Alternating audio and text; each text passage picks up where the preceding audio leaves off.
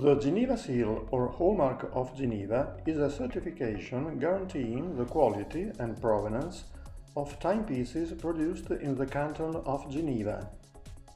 Passed in 1886, the relevant law enabled local watchmakers to submit their products to an official office for the voluntary inspection of watches in Geneva. A twofold purpose was behind such initiative. On one hand, the canton's parliament wanted to keep factory employment in the area at a time of growing competition from nearby regions.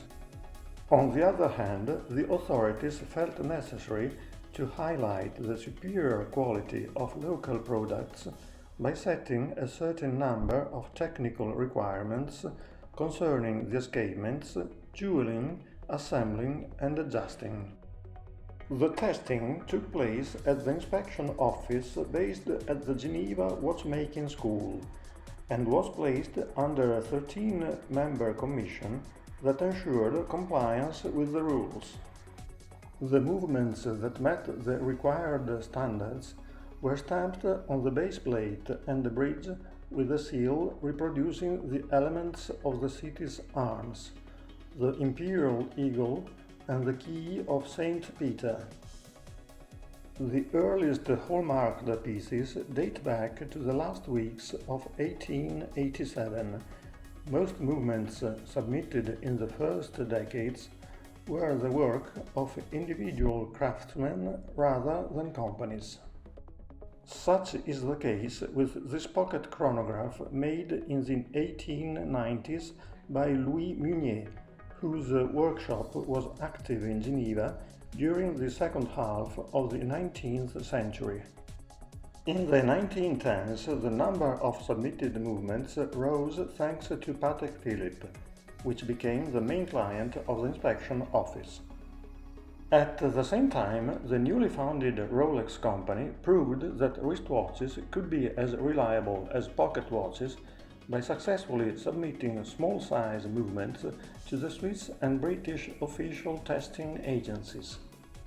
Glycine went a step further in 1929.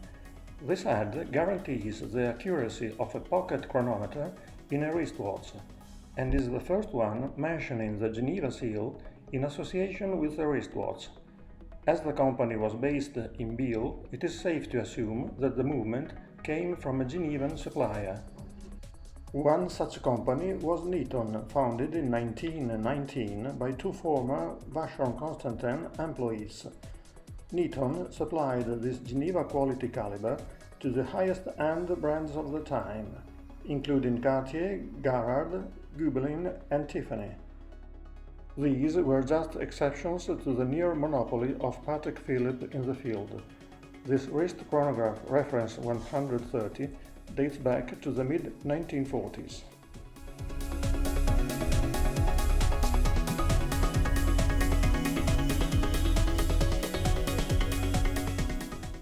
The first Patek Philippe self-winding caliber was introduced in 1953 and routinely submitted to the inspection office.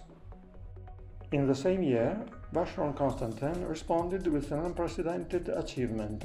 Its chronomètre royal was the first Geneva-sealed wristwatch with a running certificate issued by the Swiss official chronometer control.